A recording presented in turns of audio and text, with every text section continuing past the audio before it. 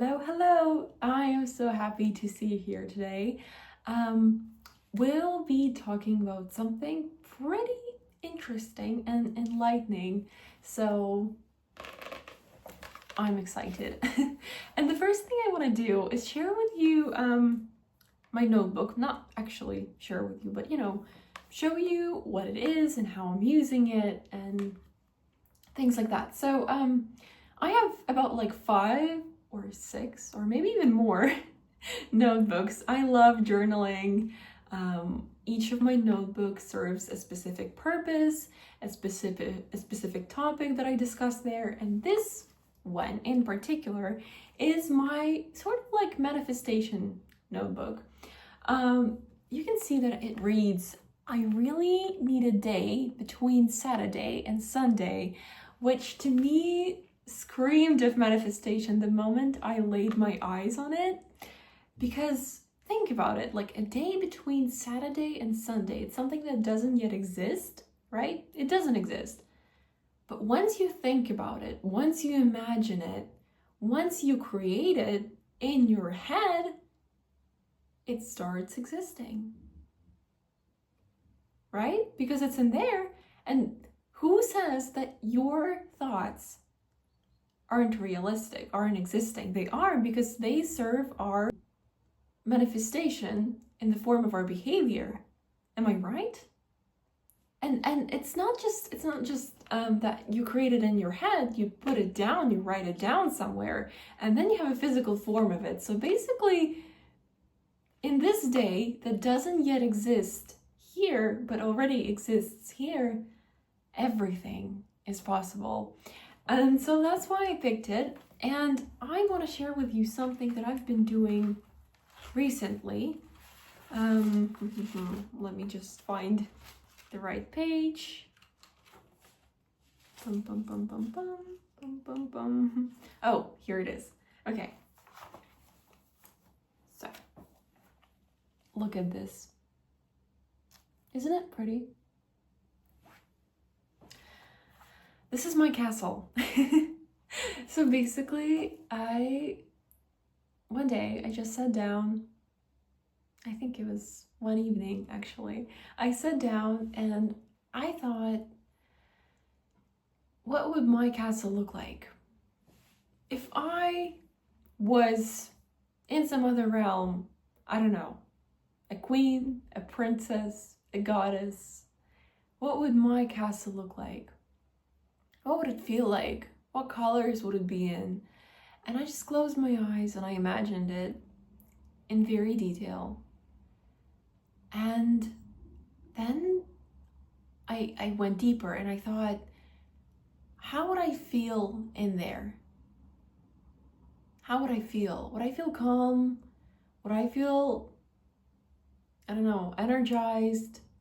What would be the feelings, the emotions, the sensations? And then I decided to put it down on paper. So I drew it. And then now, every time I feel like I am not being able to control my reality for some reason, and I feel like I'm useless, or I'm hopeless, or I feel like magic isn't real, and that my wishes, my desires, my dreams, my ambitions aren't real and aren't possible, and I can't create them. I look at this palace. I look at it and I realize that it exists. I showed it to you just now. It does exist. Right?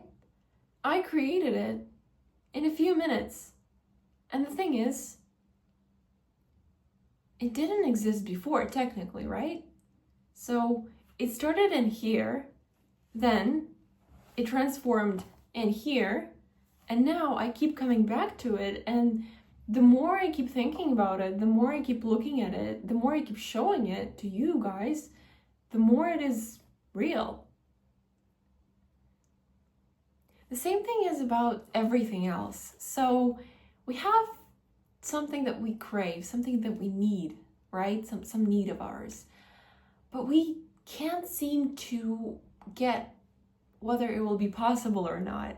Like, for example, for me, I've been feeling pretty lonely recently. I've been feeling really down because of that. And I thought about it. Like, I came back to that thought quite often, and I realized that I've been feeling that way all my life, actually. And it's not something I just realized, you know, but it's something that it was just in my background, like always, you know? Like, my thoughts always were coming back to the fact that I was lonely.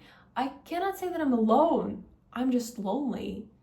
It's hard for me to find individuals with whom I would match, like truly match, soulmates, so to speak.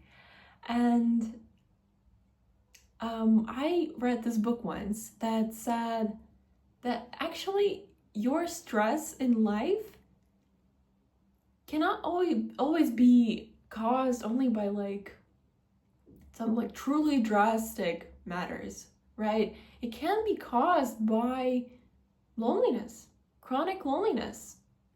Chronic loneliness can cause chronic stress, which is an amazing thought, because who would have thought, like when you think about stress, you think about just having lots of like chaotic things in your life, lots of things to do, lots of hardships, or lots of problems, but you don't think immediately about loneliness. And that is a huge factor, isn't it?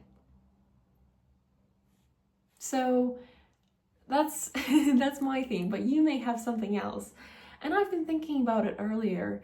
I've been thinking about how I would just keep coming back to that thought and thinking how sorry I feel for myself. And it's not like I'm not trying to connect to people. No, I go to plenty different events.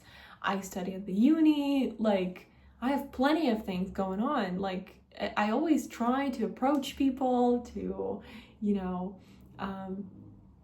to just pay interest to them and stay open. But it's really hard for me to connect. It's really hard for me to find my individuals. So I was thinking about, you know, what I could do about that. And I realized a lot of people say nowadays it starts like you have to picture it, you have to imagine it. But I think it can go a little deeper. It can go a little further than that.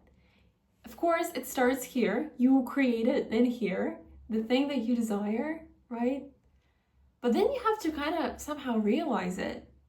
So for me, the best way to do it is to materialize it, to show it to yourself, so to speak, in pictures. Because I'm beginning to realize things when I can touch them and when I can actually see them. So those are my two ways of perception, right? But there was even once, there's a psychologist who was struggling with a sense of whether the willpower exists, right? So he did plenty of different experiments and he did plenty of different tests, and he tried to prove, like, rationally whether it exists or it does not exist. And he realized eventually that that is not possible to prove rationally, right? It's just not possible. We don't know. We cannot scientifically say that the willpower exists. However, he decided that he wanted it to exist. He wanted to believe that it exists. And so he said, it exists. Yeah. I don't know how it is scientifically, but for me, in my reality, it exists. And the minute he made that declaration, the minute he made that decision, it became real. So my idea behind this palace, behind everything else I'm gonna draw, and you can use anything you want. You can actually draw it on paper as well. You can recreate it, like use like modeling methods, and you can see how your life would transform once you'd look at it, and it would be so much easier for you to believe, and it would already become a part of your reality. Because for me, this palace is not only about like me feeling protected, but that's definitely one of the feelings for sure, but it's also about me feeling creative and powerful and knowing that everything is possible. And I remember how prior to this period of my life, I would create lots of things. I would create my own clubs and organizations, and I remember feeling so amazed when I would gather people for all of those projects, because in my mind, like, once it was just an idea. It was just something that started in my head at like 2 a.m. in the morning. But then it became reality. And then it was not just my reality, but the reality of so many other people. So many other people. Like, and it started somewhere here. That was so amazing to me. And now, when I look at this palace, it just reminds me of how actually powerful our thoughts are. And if we continue to like recreate them in the material world, we can do so many incredible things, guys. So many. And our dreams may actually come true. So I guess this is what I want to do today. I want to draw the vision of how I see me being with my loved ones, you know, like finding my tribe, and such things, and actually like just drawing my dreams, drawing them in here, because who knows what it can lead me to. And this is my little reminder to you, and both to me, to not forget about that. All right, thank you guys so much for seeing me here today. I had a blast talking to you as always, and I hope to see you all really soon. Bye. Create your reality. Magic exists. Do not forget that.